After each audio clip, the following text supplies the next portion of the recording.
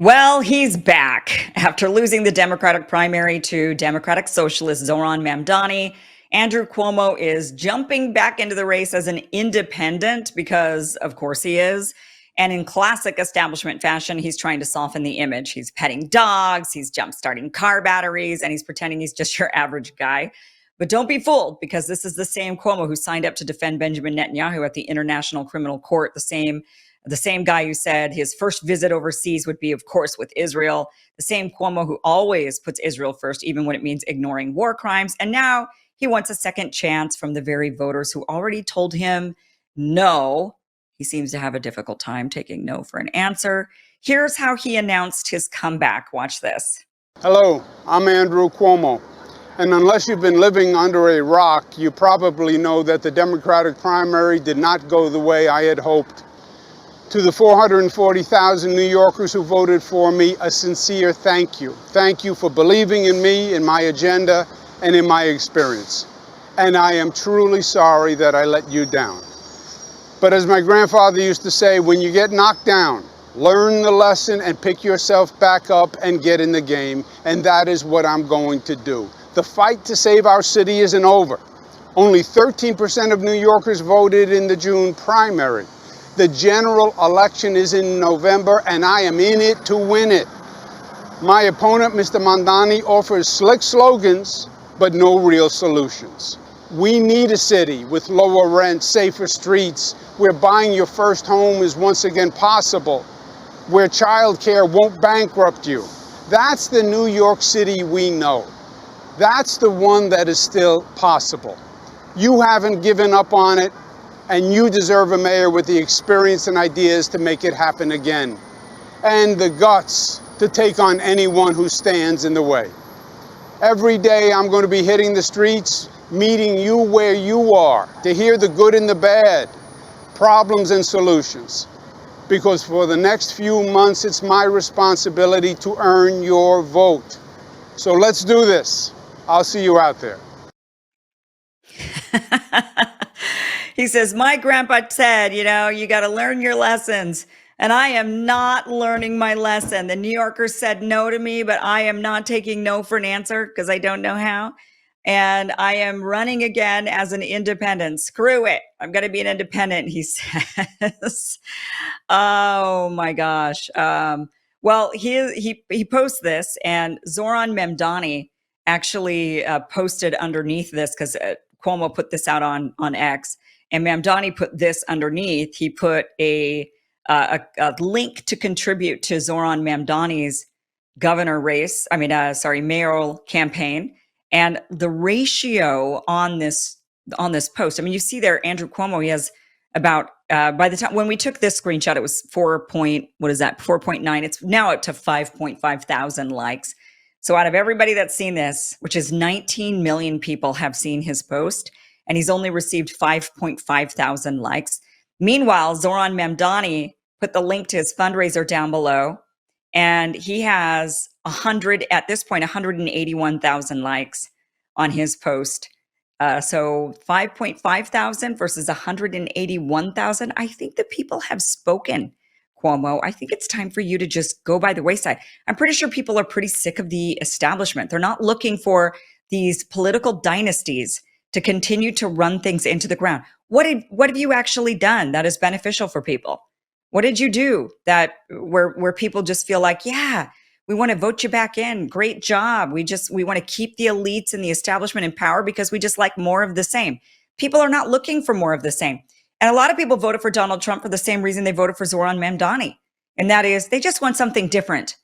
They're not really sure what the guy's going to do, but they just know they want something different than what they have right now. They're willing to try. It's like trying a new flavor of ice cream. Let's just try it out. Maybe I'll end up loving it. I know it kind of seems weird, or people are telling me it's disgusting, but I'm going to try it anyway, and maybe it'll end up being my favorite. That's what people want to do, just like they did with Donald Trump. But the Democrats are having a very difficult time processing this. Andrew Cuomo also put this video out. This doesn't have any captions, but it's him jump starting a car. Like he's trying to act like he's a regular guy. Watch.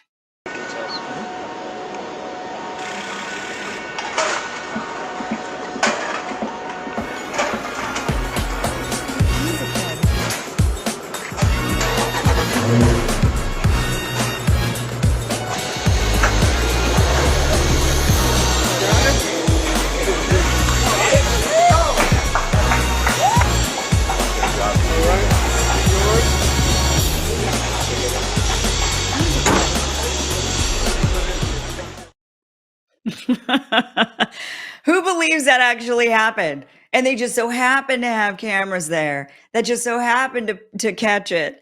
That, by the way, the cameraman just so happened to teach Cuomo exactly where to put the jumper cables before he actually started filming it. And it would have been funny if he accidentally, got a little bit of a shock there. But there's no way that guy's ever jumped a car. And he's acting like he's just your average guy. This reminds me a lot of Tim Walz. Do you remember when, the vice president candidate for Kamala Harris, and he was out there like changing car filters? I actually believe Tim Walz knows how to do that. I don't believe that Andrew Cuomo knows how to jumpstart a car. But he's in it again. He's in it again. Now, this is one of the reasons why people didn't vote for him. He is not, he's all about himself. This is the problem with the establishment people. They're all about themselves. They can't give up power. They love being in those elite circles. They love being somebody important. And Andrew Cuomo also is somebody who, cozies up to the AIPAC, Israel lobby, the Zionist lobby, and even Netanyahu. I mean, look at this. Andrew Cuomo, here's a guy running for mayor and former governor of New York. And here he is. Andrew Cuomo joins high-powered legal team to defend Netanyahu against ICC's war crime claims. Netanyahu, this guy is not an American citizen. Is Netanyahu an American? No, this is a leader of a foreign country. And Andrew Cuomo, an American politician, has signed up to defend him in the International Criminal Court against genocide. He has signed up for that. That is beyond, that is surreal that this is happening in this country. That American attorneys, that our American president would be like, just stop persecuting Netanyahu. Saying this all the time on Twitter. Andrew Cuomo, a former governor, a guy running for mayor of our largest city in the country. And he's spending his time not on helping New Yorkers, not on actually jumping cars, but instead on trying to jumpstart Netanyahu's failing reputation at this point, and the fact that he's a criminal, a total war criminal. Andrew Cuomo wants to defend him. I mean, this is just unreal that this is even remotely acceptable.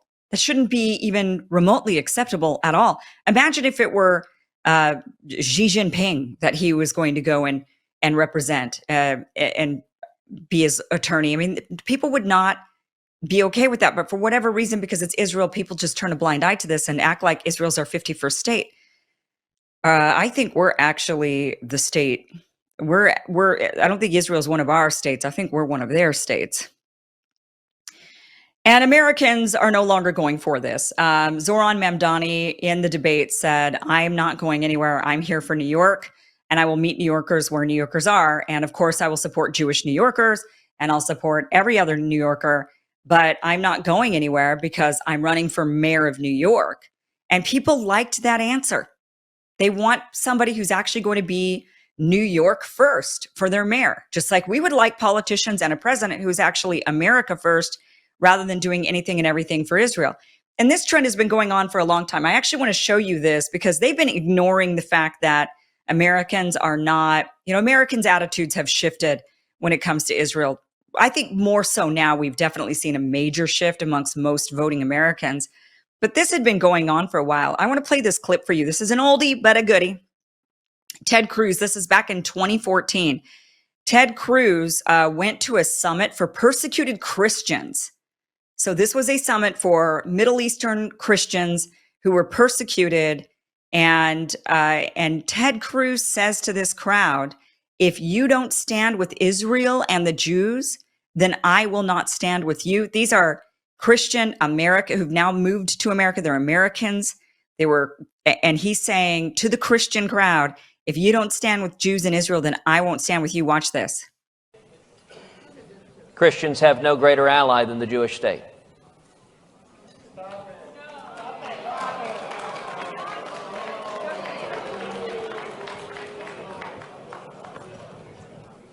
Let me say this. Those who hate Israel hate America. And those who hate Jews hate Christians. And if this room will not recognize that, then my heart weeps that the men and women here will not stand in solidarity with Jews and Christians alike who are persecuted by radicals who seek to murder them.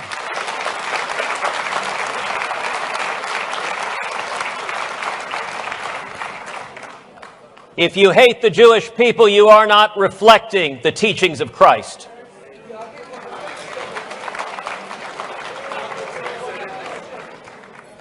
And the very same people who persecute and murder Christians right now, who crucify Christians, who behead children, are the very same people who target and murder Jews for their faith for the same reason.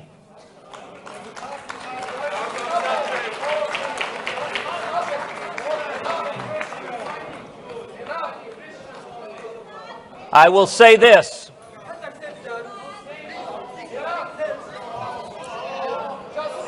I am saddened.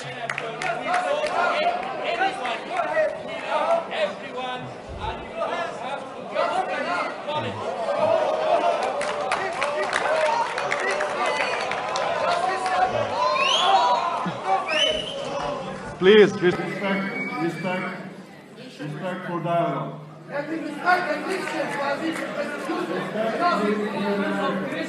I will say this, I am saddened to see that some here, not everyone, but some here, are so consumed with hate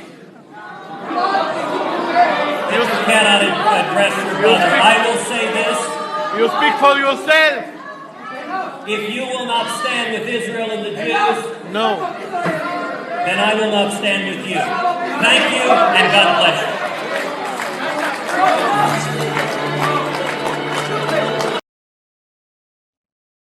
America first. I mean, people have woken up to this. People are sick of it, and it has gone on. That was 10 years ago, and that is still going on today with Andrew Cuomo and all the other mayoral candidates for New York City standing there saying, "I'd go to Israel first. I'd go to Israel. I'd go to Israel." And of course, some of what he said was true and accurate. Of course, it is not Christian-like to be okay or cheer on the persecution of anybody, be they Jewish or Muslim or Buddhist or atheist or agnostic or whoever it is. It is not Christian-like to hate other people. It is not Christian-like to cheer on the persecution of those people. And he was right on that. And people cheered and said, yeah, we're not for the persecution of anybody. But for him to say, if you don't stand with the Jews and with Israel, while Israel is committing war crimes, and in 2014, they certainly still were, they were doing regular mow the lawn campaigns in Gaza where they would just randomly bomb them just to show them who's boss. And they'd been persecuting them for a long time, persecuting Christians. We've all seen the tapes. And you know, for him to just to turn, it's just for these U.S. politicians to be turning it always into, if you're not supporting Israel, which is a foreign Middle Eastern country, then you're not actually an American. Yeah, I don't think Americans are standing up for that anymore. I think that we have been fully indoctrinated by the truth, interestingly enough, that we're Americans and that we're a separate country. And that's the truth. And so, you know, a lot of us don't wish ill on any other country. We don't want, you know, we'd love to see the killing stop. We'd love to see all persecution end. We'd love to see all people, no matter their faith, live happily and have the things that everybody dreams of having, which is a family and laughter and a home and security and whatnot. We hope that for everybody. But we certainly expect our politicians, especially those who are on our payroll, to prioritize the United States. But they haven't for quite some time, and that's just kind of a showcasing of it. Andrew Cuomo is another manifestation of that as well, which is why he lost to Zohran Mamdani. Hey guys, thank you for watching this clip from the full Kim Iverson Show, which you could check out Monday through Friday, 5 p.m. Eastern at KimIversonShow.com. See you there.